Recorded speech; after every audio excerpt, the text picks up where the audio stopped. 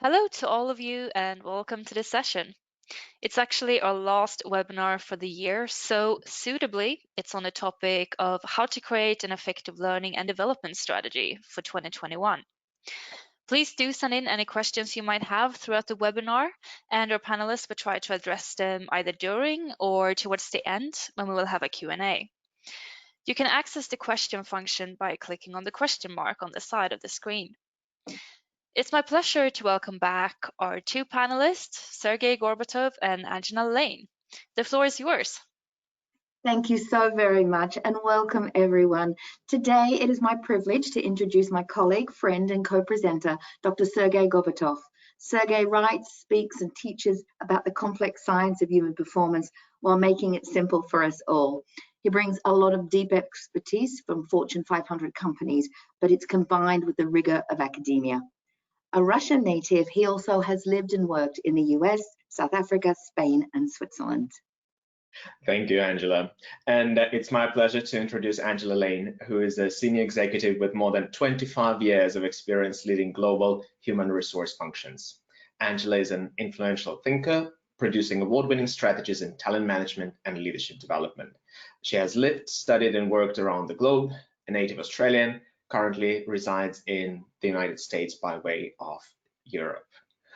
Welcome to this webinar, and really we didn't want to make it so much as a webinar as a workshop. It's an opportunity for each one of you to reflect on your learning strategy, but also to share and test your own thinking around what has happened, where you are today, and what your plans are for the future. And we would like to start off our discussion today with a short poll. And for that, we're asking you to go to www.menti.com, and that page is going to ask you for a code, and you see the code on the screen. It's 26137228. And when you get to the page, you will see a range of options. We want to know, among the audience, what adjustments to your training strategy have you made in the past 12 months? And you can select as many options as you can, because they're not mutually exclusive. So, we'll be monitoring the results here. So, what adjustments to your training strategy have you made in the past 12 months? You can access menti.com on your mobile, on your laptop, or any other device of your liking. We'll give you a couple of moments to reflect. 2020 has been without a doubt a unique year, and COVID-19 has brought chaos, but also it has brought learning. And we had to learn, we had to change everything. So we had an opportunity to demonstrate agility. And we supported our businesses, we pivoted, we flexed. And not only were we responding to concerns, we were also making our employees more productive. And our ability to move development online and build skills needed in the moment was pretty remarkable. Talking to our colleagues across the industries, across countries, across companies, we've seen a range of responses.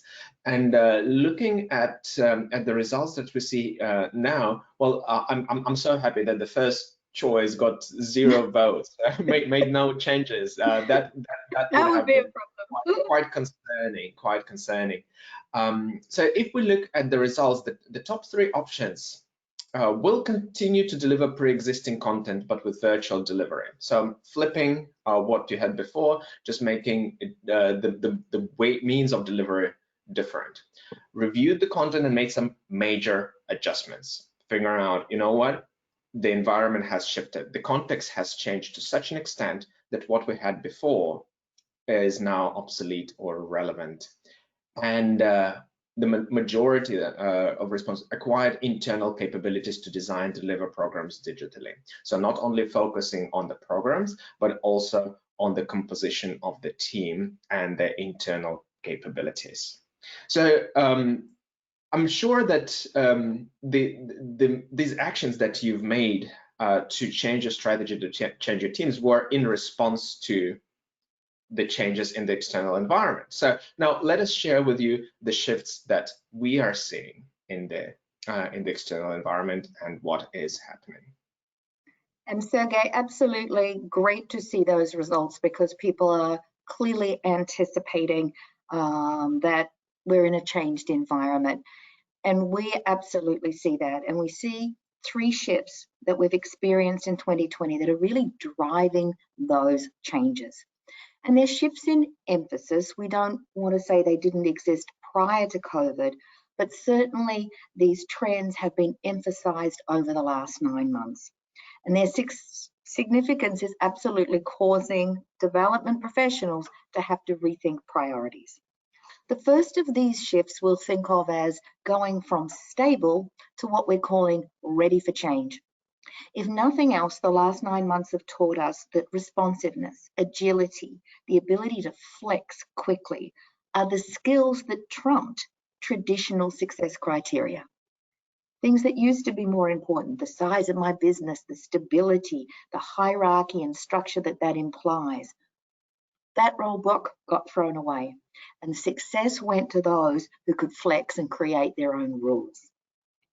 We think that trend is going to exist beyond this public health crisis and the economic issues that it's created. We've done independent research, and we've confirmed that companies have actually seen and learnt the benefits of this newfound flexibility, and they are saying these are agility gains that we absolutely want to keep. The second shift that we're seeing, no surprise, I'm dialing in today from my basement. Sergey's dialing in from a beach somewhere, but it is this growing preference in this idea that we can work from anywhere. And the desire for that has accelerated exponentially. And again, this was a pre-pandemic trend. There was already groundwork that was being laid for what we see, though, as an immense and imminent shift. Prior to COVID, there was a study, it was done by the Gallup Group in 2016. And at that stage, 35% of employees said, I'll change jobs for the opportunity to work remotely full-time. Well, Sergey and I recently completed a study, we did it with Headspring, and we surveyed nearly 500 respondents worldwide. 70% believe that their employees will be moderately or more likely to work from home in the future. So a doubling of the trend, at least, that we had seen. And the implication of that goes beyond where we work and whether we can use the technology and that type of thing. We see it as a trend that is more around the humanizing of the workplace. What we saw through COVID, that blurring of boundaries will continue, and it has the potential for serious downstream effects for leaders that don't understand that. Finally, there has been another tectonic shift. It is just the role, the complex relationship between business and the social agenda. Organizations have been talking about things like diversity and inclusion for years, but the action wasn't always there. And I don't know, in the future, researchers will figure out what has been the complex set of factors that came together in 2021 that became the catalyst for what we're seeing. Employees are demanding action on a range of issues, from racial justice to women's rights, and they're doing it in ways that are more public, more confronting, and are forcing more action. Think Google and 20,000 employees walking off the job when they learn that severance payments are given to executives found guilty of sexual harassment. There is a militancy around social issues that is coming to our offices. And the employee isn't alone. That whole trend, corporate social responsibility, is being demanded by communities at large, not just employees. Some of that's driven by investors, but I think social media has really given unprecedented prominence to certain issues, and that means our communities are watching our companies carefully. And organizations that don't understand that or that land on the wrong side of history will be at the mercy of social and political groups who are increasingly making their voices heard. So what's all that got to do with skills?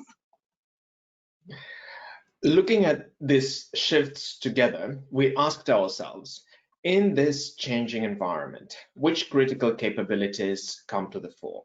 What capabilities would lead to success, both as you navigate the uncertain waters of 2021, but also as we look beyond?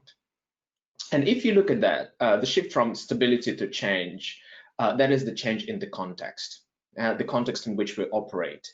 Working from the office, working to anywhere, that's the shift in how work gets done. From celebrating diversity and maybe sometimes paying lip service to becoming really serious and embracing inclusion and fostering inclusion. That is how we relate to each other. And these shifts call for a new set of capabilities. These competencies that existed before. For example, take dealing with paradox. It was part of the original CCL research back in 1986. So those of you who are familiar with the work of McCall, Lombardo, and Eichinger, you would remember that dealing with paradox was one of the original competencies there. But it wasn't considered critical to leadership back then. The three shifts have brought it into relief. Today, more important than ever, dealing with paradox is paramount to success. Finding unity in diversity, exploring new possibilities while exploiting existing resources, being closer while socially distanced. And this is just one example. But because the importance of the skills was understated, organizations are caught flat-footed in terms of their ability to deliver on these capabilities. And Angela and I, we wrote an article in the training industry where we've put forward our theory of the case for the importance of the emergence of these 9 capabilities. We got lots of feedback, and the feedback ranged, this is fantastic, and yes, absolutely, that's what we need to focus on, to where are the digital skills, and we need to teach our sales force to sell virtually ASAP. Well, we believe that what makes these skills different in the future is their ability to be the difference maker, differentiating the good from great. As we said, it wasn't that they didn't exist, but they didn't distinguish the best leaders or executives. In the future, where the lessons of 2020 continue to resonate, an inability to practice these skills at a high level will risk performance. For example, there will be little tolerance for an exclusive culture. Companies will lose the war for talent if they don't enable virtual work. You better know how to manage it. Digital skills and virtual selling will be table stakes. It's the entry ticket. The lack of them may cause you to lose. Their presence will not ensure you win. So the list of these 9 isn't intended to be comprehensive. Rather, it's about the change in focus and priority that needs to be given to these skills. And to navigate in the short term, you also need to recognize the deeper and underlying trends.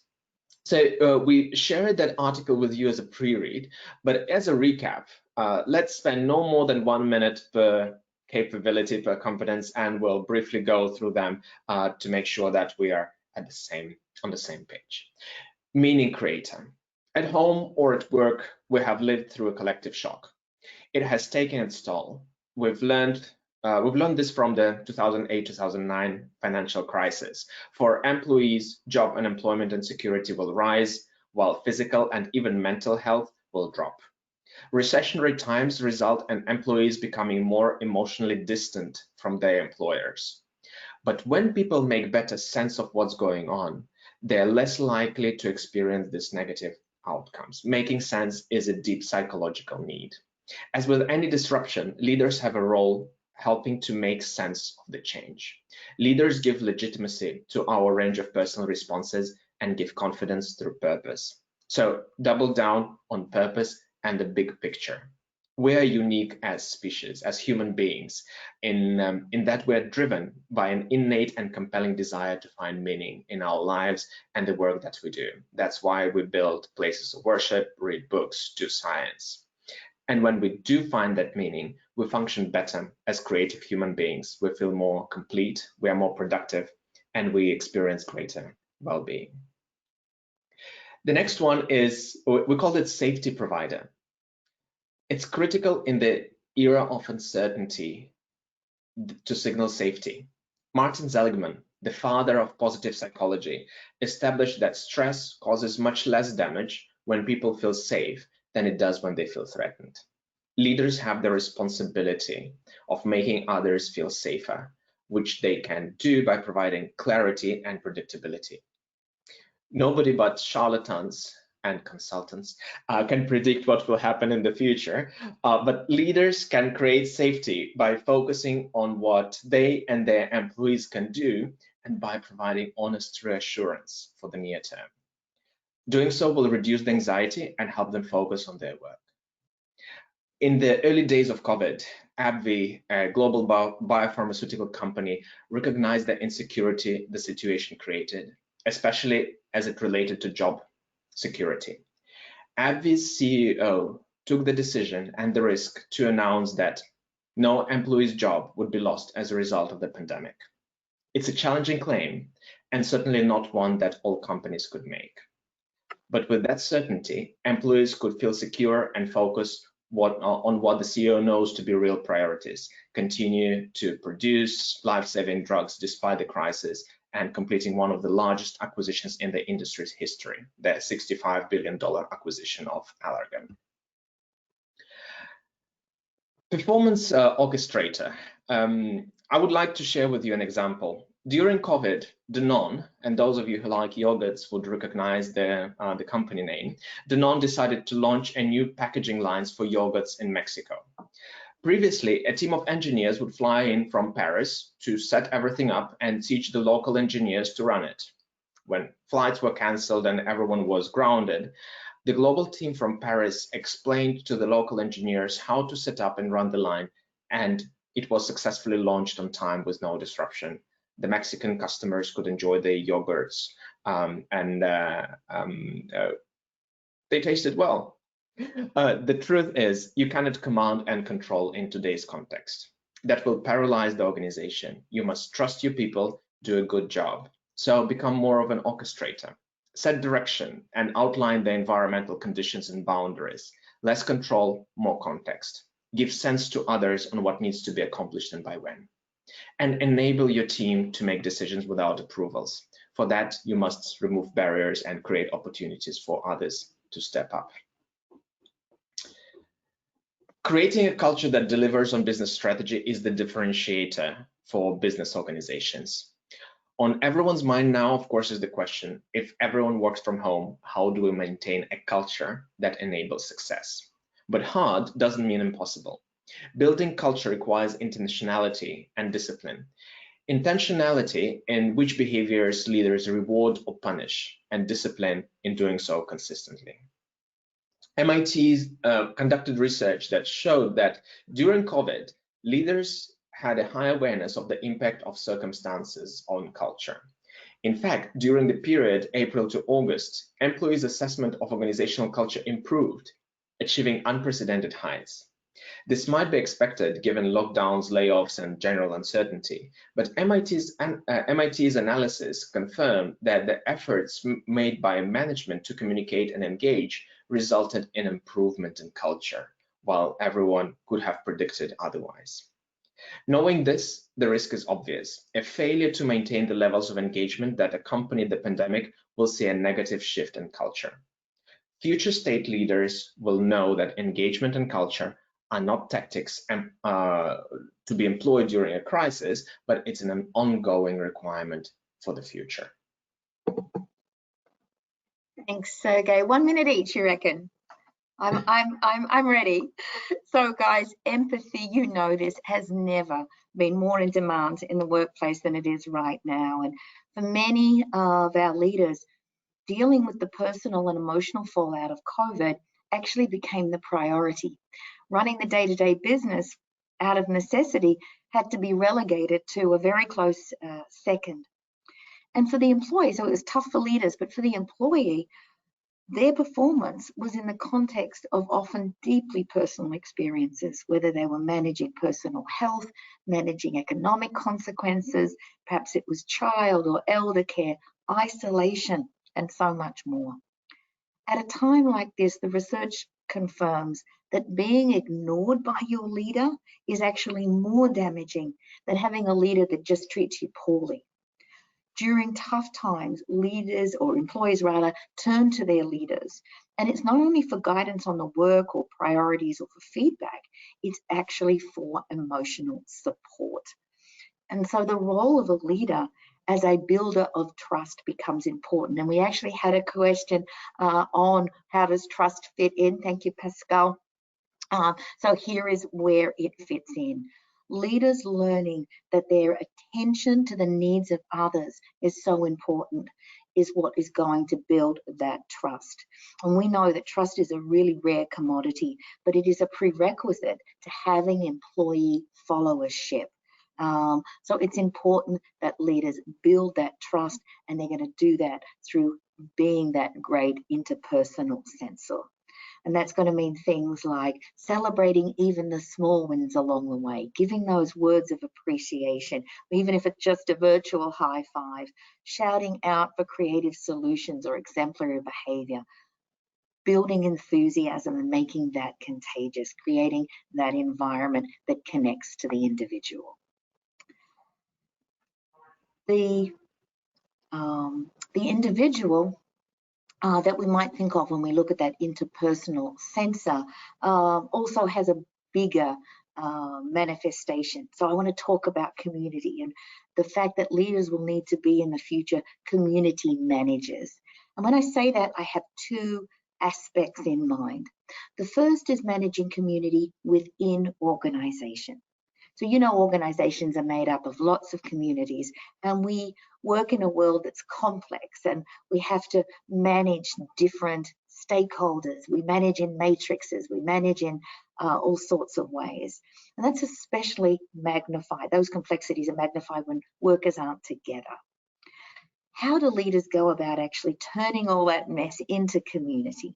Well, they do it by building strong networks, and they do it by knowing how to keep community members aligned. So some really clear skills there. When a leader creates a real community, leadership actually starts to become dispersed. They've got such strong alignment that one day one person might step up. The next day, maybe a team advances and moves us forward. And that's because of the strength of connections. And in times of stress, those networks really need to be especially cared for and fostered. And in times of separation, the connections need to be intentionally made. Today, in our distributed virtual environment, the science tells us that we have to find that shared identity and we have to provide that community.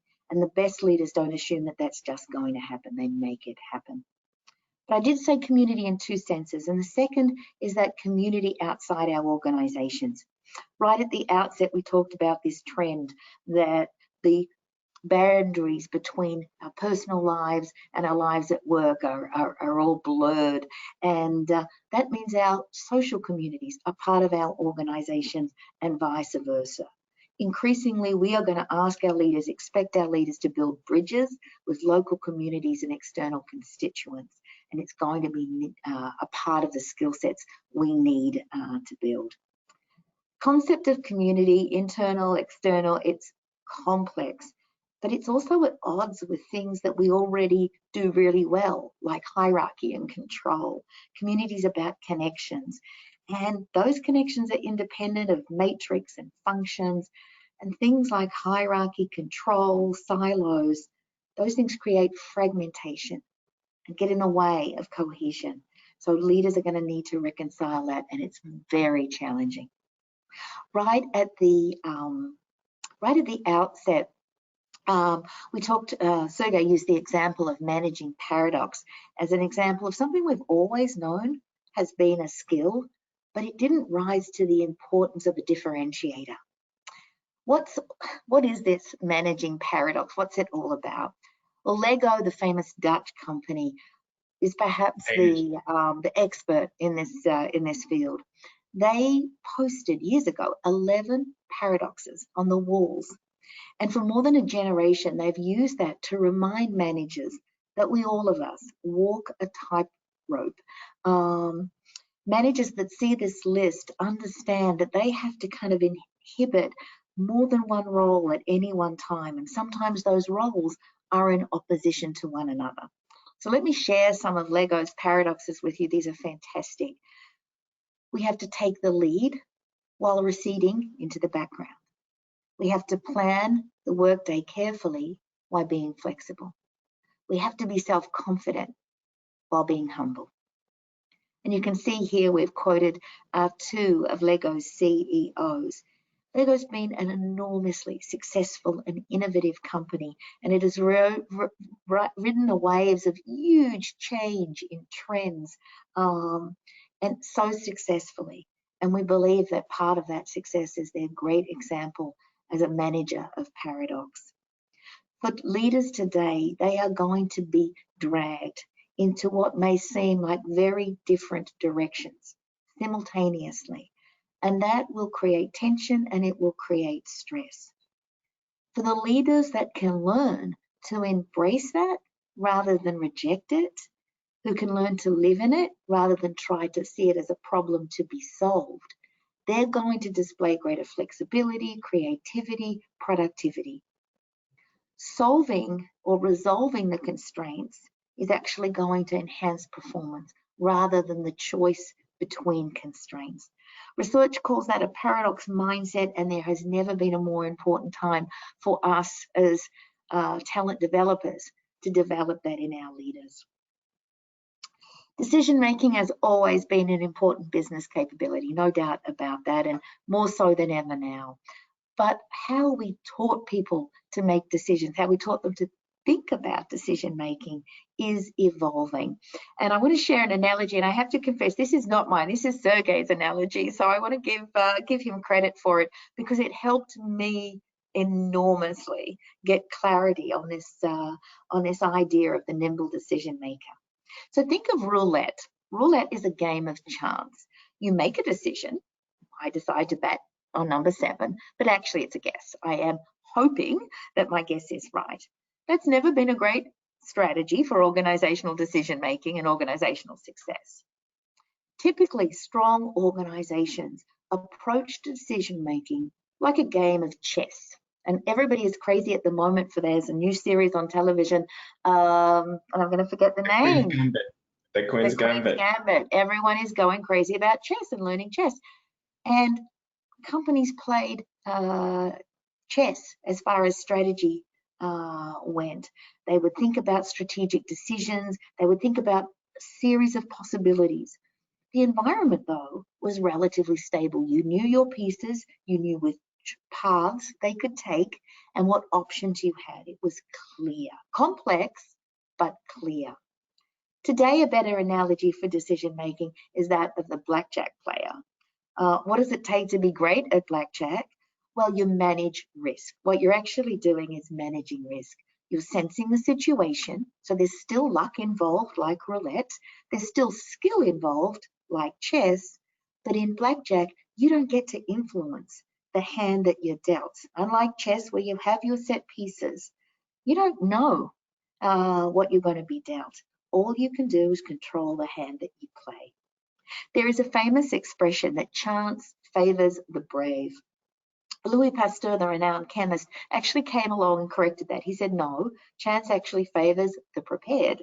And you can't influence the environment. You can't influence chance. You can just be prepared to flex as the situation emerges. Our final capability is people development. We are obviously all of us all about this. George Kolkraser from IMD talks about leaders as safe bases for their employees. He applies a mountaineering methodology or metaphor about the fact that employees can take risks. They can try new things. They can experiment when there is a safe base camp, and they don't have to go too far away from the safety of base camp. And they don't have to be too worried about misstep because there is that safety there. And that's key to leadership and development. Trusting that you can experiment. Getting fair feedback on how that experiment goes. Those are the things that will help boost performance. and providing accountability for improvement in ways that energize. We've been talking and writing about the work environment and how people development is actually growing in importance. When you're in an environment where people are knowledge workers, you don't see the work process taking place in our heads. In an increasingly virtual environment, you don't see the worker. When you don't see the work and you don't see the worker, the levers that you have to drive performance actually are relatively few. One that you do have though, and the one that we argue is most powerful, is your ability to develop them so they can better do their work. Continuously, intentionally developing your team to make them better is going to be a differentiator for leaders more so than ever. And if you want to check out more about the research behind why we argue that with such passion, take a look at the article that we wrote, Developing Talent in the Knowledge Economy, and we'll make sure that we connect folks to a link for that. Great. So now that we've revisited the 9 capabilities, we would like to ask you, in your organization, looking into 2021 and beyond, which 3 would be the greatest differentiators? Which 3 would you focus on? Which 3 do you think your senior leaders will be most passionate about? And for that, again, I'm inviting you to go to menti.com and vote for 3. So which 3? You wouldn't be able to vote more than 3 because that's the way we've set it up. What would it be? Is it meaning creator, all about sense making, or safety provider and building that sense of safety for the employees, performance orchestrator, culture builder, interpersonal sensor, community manager, paradoxical thinker, nimble decision maker, or people developer? So we'll give you a couple of moments to cast your votes, and we see that some of the responses are already appearing. And it's always fascinating to see how the bars are dancing around. It's fascinating to see the sentiment and how different things mean more or less for different people, depending on where you are, depending on your company. Is it big or small? Depending on your industry, has it profited from the environment? Because there are industries that really made significant gains in the times of COVID, or is your company struggling? So, Angela, culture builder, performance orchestrator, those seem to be the winner. There are votes across the range. There are votes across the range, and as we saw in our conversations with leaders and HR professionals at different companies, those things are important to a lesser or greater degree across the spectrum. For this group today, for our audience, what seems to be most important and if we take a 7 as a cutoff and say, okay, top 5, culture builder, building culture, and we hear that a lot. Performance orchestrator. Everything we do, we bring to the altar of performance, as we like to repeat, and that is one of your phrases, because it's about the result. Everything that we do, we need to enable results, because the results, individual and collective, they amplify everything that we do, and unless you get that right, everything else is at risk. And then creating meaning, making right decisions, and developing team and people seem to be emerging as the critical skills. All right, so now that you know, okay, I would focus there. Angela, how do we take this challenge to execution? Absolutely, because it is regardless of which competencies you need to develop, they'll be based on your organization, but the implication is for your 2021 development strategy. That is for sure. And we answered that question up front. What's happening with our 2021 development strategy? Well, we think you can test your current strategy, review where you are now, and really set the course for 2021. This requires that we reflect on the extent to which our current strategy and offerings are meeting those skills needs of the future. And even where we identify we have the right offerings, our strategic success as talent developers is also going to require that we make our stakeholders aware of the importance of these emerging capabilities. In other words, we're going to need alignment within our organizations, that new things are starting to matter. We believe that success will also require that we adjust those training offerings and that we bring to the fore some of these hard to develop skills, like managing paradox, really hard to develop skills. And because changing behaviours isn't easy, building new capabilities isn't easy, we're going to need to make sure that there is a lot of leader accountability for making this happen. Skills take time to develop, but our environment is moving quickly. When that's happening, you're going to have a lot of accountability so you can move fast. Leaders and teams are going to need to be clear on the implications of not what we kind of use the term future-proofing the organisation and the team members in it. So let's do an exercise. We're going to get you guys to write down those 4 steps: diagnosis, alignment, solutioning, accountability. And I'm just going to get you to do a self-assessment on where your organisation is at the moment. But make a note as you go. At the end, we're going to get everyone to put them into the system so you can compare yourselves with peers and colleagues and see how you're doing. So the first one we want to talk about is diagnosis. So this is the extent to which those responsible for building capabilities know that we have a gap to fill. So a little bit of self-reflection on this one. So you can see a continuum here. The scale is 1 to 5. That'll be a recurring theme. Reading the descriptions, how would you describe your organisation?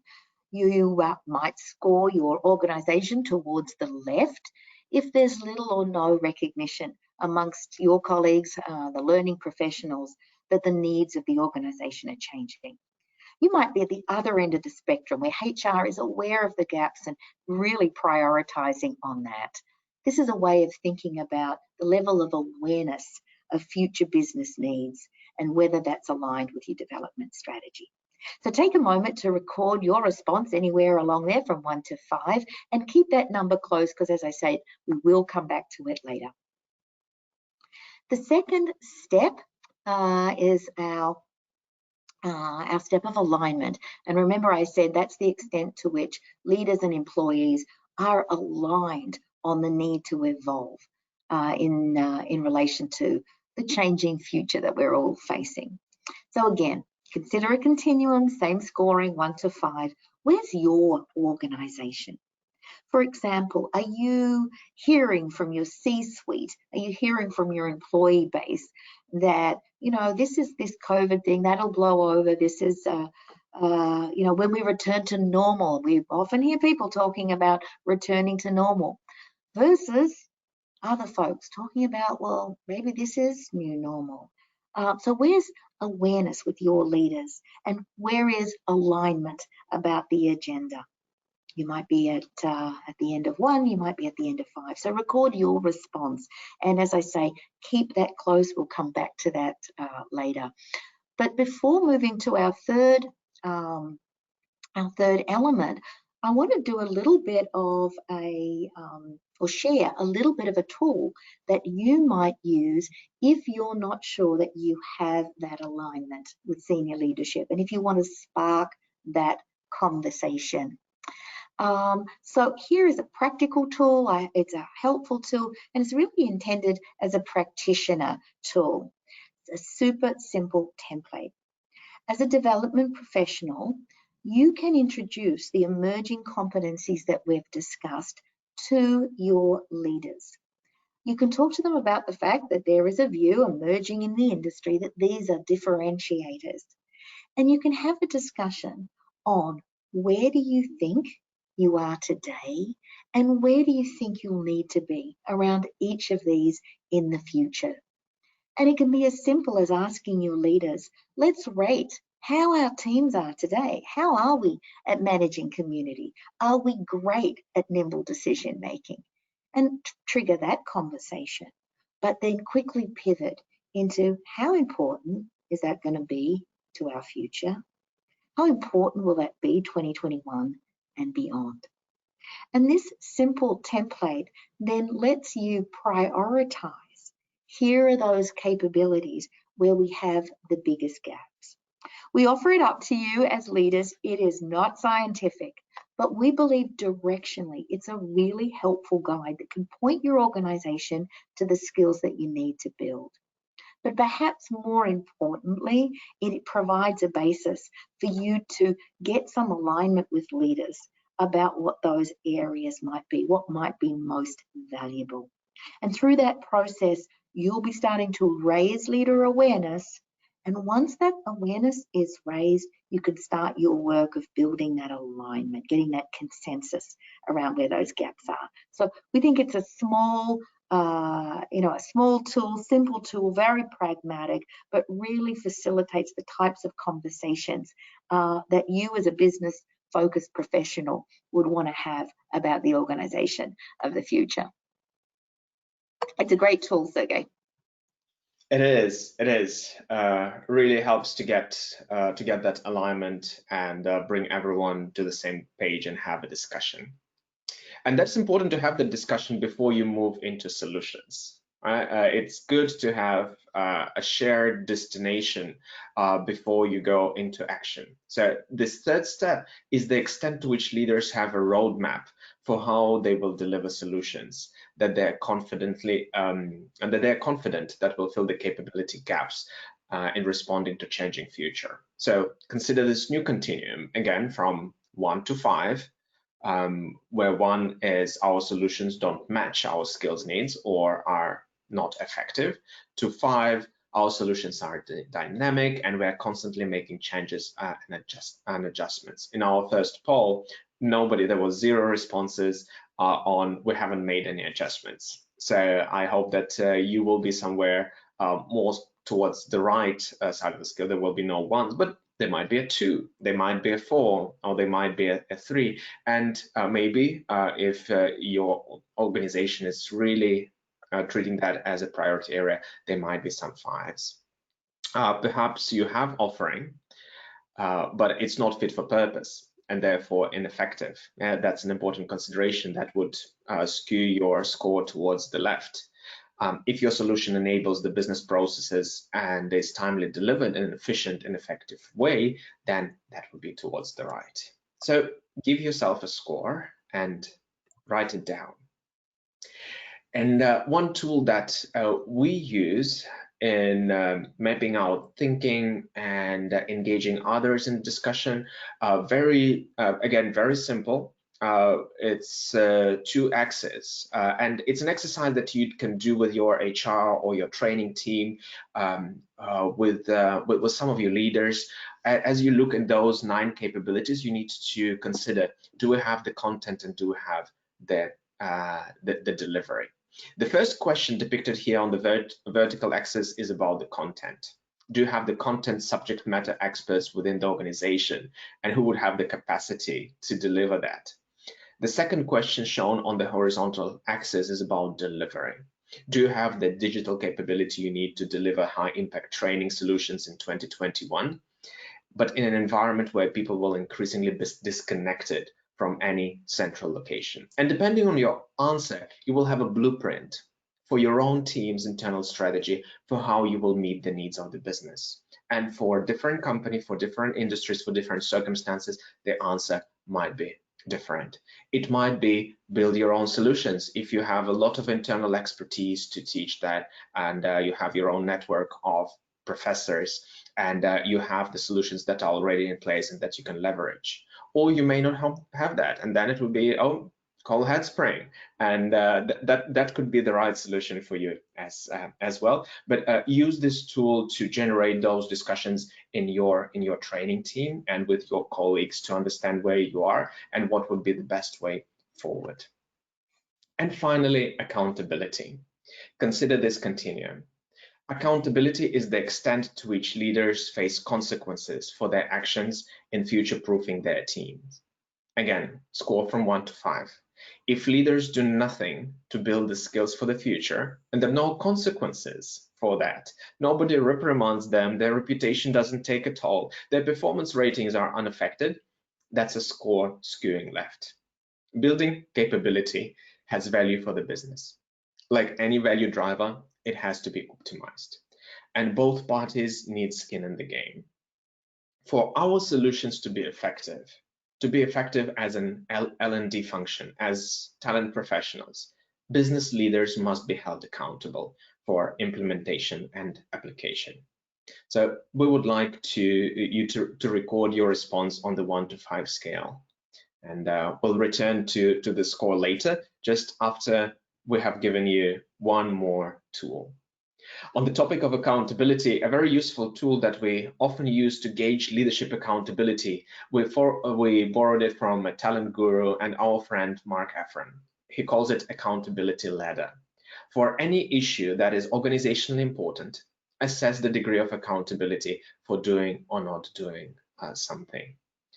The range is from 0 to 10. 0, there are no consequences for your actions, and 10, you'll get fired or promoted. Fired if you don't do something, promoted if you do what is expected. Angela and I, for example, use this tool extensively in our research and feedback. And when we ask many organizations and people, okay, what's the accountability for leaders? What happens to leaders who don't deliver performance feedback to their employees? And overall, the average is 3.14. 3.14. So somebody will know that somebody is not a good feedback giver, and that's the max of accountability. So if that's the accountability level, small wonder feedback is in such deficit. All right, so now let's compare scores. You should have 4 scores for diagnosis, alignment, solutioning, and accountability. And this is the last Mandy poll that we'll do. Please go to mandy.com. It's the same code. The page should have automatically refreshed. Please share your scores on where you are and your organization on those 4 axes. Diagnosis, the extent to which you know which gaps to fill, alignment, the extent to which leaders and employees agree and buy in to the need of change, solutioning, the extent to which you have effective solutions for delivering future state capabilities, and accountability, the extent to which the organization holds leaders accountable to build a sustainable organization of the future. This is a fantastic dynamic way to depict where we are. My gosh. And Sergey, while people are putting in the scores, I must tell you we've got some brilliant questions. So hopefully we've got a good 10 minutes at the end for some of these great questions. Yeah, absolutely. And we only have 1 slide left. So as soon as we are done with the scores and we've looked at it, we can jump straight into the questions. It's interesting also to see the range because the mean doesn't often tell you the full story. Mm-hmm. Because if you look, it's a two-way. In many cases, like alignment, two-way, which means that there are companies, organizations where everyone is aligned and rowing in the same direction, and there are people who are more the blind leading the blind situation, or there is a disconnect in communication between what let's say the training team wants to do and where the leaders are. So, Angela, what do you see on the screen? Well, you know, it's so interesting. Isn't it fascinating? What I read here, and I you know, as you said, there are some ranges, but what I read here is we have a sense as an industry of what it is that we need to do. We have some work to do, though, perhaps to convince leaders to understand what we think are those emerging skills, and our solutions haven't adjusted as fast as our recognizing that they need to. That makes sense. The challenge always is, how do we create an accountable environment? Because if we know something needs to happen, even if we get the solutions, even if we get the alignment, in the absence of accountability, our success is not assured. Yeah. And I would like to add that these four are interrelated. If your diagnosis is correct, then your solution, that area of focus, will be directly linked to the business area. So leaders will have a vested interest in supporting your agenda. Having greater alignment will ensure greater accountability, because you have involved people in discussions earlier. If your solutions create openness and transparency and link managers to the skills that need to be delivered in some sort of a virtual dashboard, or maybe there is a leader employee interaction that is part of your learning solution, that also influences accountability and alignment. So don't think about them as discrete. There are also overlaps, and it's important to treat them all together. Fantastic. So, Angela, why don't you sum it up? I will. I'm gonna sum it up by saying we've done a very quick journey today. We've taken a look at our outside world and asked, what does this mean for the skills needed by leaders? We've proposed 9 emergent skills differentiators, we think, in a complex world. And our hypothesis is that development strategies will need to change in response to these differentiators. We would offer 3 steps in terms of taking these thoughts and actually activating them. The first would be, start the conversation. Use it as an opportunity to engage leaders and really embrace the idea that through that process of engagement with leaders, you can get alignment, you can get commitment, and you can create a sense of urgency. We think you need to audit what you've got today and identify where those gaps are and what is the best area, what is the priority for you as a talent developer. And there's some tools there to help you think about that. And finally, prepare to activate within your team. And we think that's all about making sure we can have some accountability for ourselves, for our leaders around those deliverables. Now is the perfect time. 2020 has been a challenging year across the world. Leaders, employees, organizations, I think we're all of us so looking forward to a brand new year. What better time is there to say, you know what, we're going to take this collective experience that we've had, and as we say, don't let a good crisis go to waste. Use it as an opportunity to position learning and development as core to getting your organization future-proofed, as it were. So with that, thank you so much on my behalf. Thank you on Sergey's behalf. But Sergey, we've got up such wonderful questions, such fantastic questions that I would like to start us with. And the first one, actually, I'm going to ask you to talk about, Sergey, because you're very close to this topic. It's this concept of the paradoxical thinker. And Philip has asked, could we give an example, please, of the paradoxical thinker in that term? Great question, and thank you for that. The Lego is known as the example of that, and the way how they train their managers, how they select people, their CEOs fully embraced paradoxical mindset. It was Francis Scott Fitzgerald who said that it's a remarkable feature of a great leader to hold 2 contradictory ideas in both hands and not go mad. And that is becoming true, because those contradictions previously could exist separately, be it on a business issue or a social issue. We could have partitioned our lives and deal with them separately. Today, as there is social media Everything is becoming more transparent. The information is shared more freely. You need to do both. A good example of paradoxical mindset and is localization versus globalization. You need to ensure consistency of your processes and your culture, and you need to make sure that they are locally executed. And you can't go 100% local, you can't go 100% global, you need to do both at the same time. And those leaders who do it best, and you can say PepsiCo and Unilever, those particularly FMCG companies, those who need to feel and sense the communities, what's happening on the ground, but at the same time ensure the value of their global brands and their solutions to leverage the global supply chains. They understand how to navigate those paradoxes better. So I think that Indra Nooy is a fantastic example of a paradoxical thinker from PepsiCo. Yeah, great, many great examples. What's undeniable, this competence is becoming more important. Just last week, BBC ran a full article on paradoxical mindset and its importance in business education. A question on community and what is meant by community. And if you recall, we talked about it, that everything these days seems to have a complexity, and the complexity here is it's internal and it's external.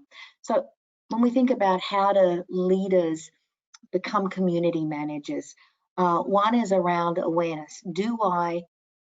When I take an action, when I take a decision, do I do this with a view to ask, how would the community, internal or external, see this action? How does it impact how I relate to them and how they relate to me? When you think about the external aspect, so many companies in the last 12 months, 18 months have misstepped so badly and find themselves on the front page of the popular press. Uber, terrific example of just appalling treatment of employees. Starbucks having to close their stores globally to do training. Just amazing responses because of community backlashes. Leaders have to think all the time about, am I embracing the community? Am I building community, or am I fragmenting it? And as I say, I've used extreme external examples, but the same is true internally. Am I building and creating connections, or fragmenting my community? You know, prior to COVID, people were studying very academically network analysis, who in companies makes stuff happen. This is saying, you know what, that's a passive thing. Let's find out who's making it happen. Our call to action is leaders that make communities happen. So I think we've still got time for at least one or two more. I could just recommend one book on the topic, Seth Godin, Godin, The Tribe, or Tribes. I think it's the Tribe, and how best leaders create tribes, read communities around them, and how they deliver through that. And he's amazing. He is just fantastic to read. Quick one, I think we have time for this. How can you build a strong, I love this question, how can you build a strong organization culture and at the same time foster diversity? Marcel, thank you so much for a great, brilliant question. I think that's a question about mastering the paradox. How can we celebrate unity in diversity, right? Why do we need diversity? Because in order to win in the increasingly globalized environment, we need employees who can understand the needs of our customers, of our patients, of our suppliers and vendors. So diversity is important, and we will be getting more diversity in our organizations. But getting diversity is easy. You go to your recruitment team and they'll bring you fantastic, diverse people into the organization. Whether they will be able to be productive and optimally effective depends on how inclusive you can be.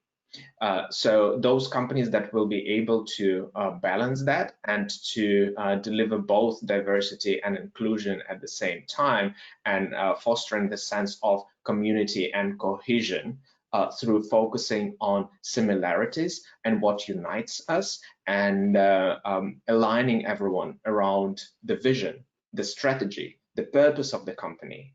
And then the individual differences will be celebrated as ways to deliver innovation and divergent thinking. And by bringing that all together, those companies that will be able to bring that together, those leaders that will be able to harness that alignment that comes from the top around the vision, that community, sense making. Remember, we also talked about it, while making sure that everyone will be able to deliver the diverse perspective and bring their unique skills to the team, and creating that safety, psychological safety on the ground, and connecting the two. Those will be the leaders who will be differentiated. Those will be the leaders most effective going forward. One of our questions is, would a new version of some of this be this idea of purpose versus profit? And I'm wondering to myself whether that's actually another paradox. You have to do purpose and profit. I think that's a great point. We also have a question about, a very practical question. Can someone get a recording of this session? I think the answer to that is yes. We have been recording this session, so we will have it up on our YouTube channel tomorrow, and you will also be able to access it through our webpage. So just check it out tomorrow and it will be there. Fantastic. So I know that we are at time. I also know that we have a couple more questions. We can, I mean, we have time for one more question, I think, if we have a burning one, the last one. One more question. Of all, in the context of all of this, the question is, what do you see as the major challenge for employee development in 2021? Sergey, your major challenge of all of the things we've touched on? Prioritization. There are skills that can be effectively delivered online. Presentation skills. Delivering that online actually makes it easier in some way. I can record you and I can play you back how you come across. It's all visible. I can still work with your voice. I can still work with you on the message. It's an easier skill to deliver virtually. There are skills that are very difficult to practice virtually. Those skills, particularly that come about or are most visible in a collective setting when people are together, where you need to have the physical proximity. So differentiating between what goes to virtual and what you need to try to deliver face to face, and then figuring out, okay, if I can't do face to face, what's the next best? And creating a solution that you can nimbly invest in, because you know that maybe it won't be a permanent solution, so you don't want to overinvest, but also you need to account for the fact that this might go on much longer than we think, and balancing that uncertainty will be a great challenge. Fantastic. Thank you. Okay, well, I mean, what a webinar. Unfortunately, we are running out of time. Thank you to everyone who joined us today. I hope you got some great insight from this workshop. As I mentioned, we recorded the session, so just have a look at our website tomorrow and it will be there and you can rewatch it. And a big thank you to Sergey and Angela for this session. It's always great to have you around. We love it. We love being here. Thank you so much. This is actually our last webinar for the year, so I would like to take the opportunity to wish everyone a happy holiday, and we'll see you in the new year. Happy holidays. Thank you so much, everyone. Bye. Bye.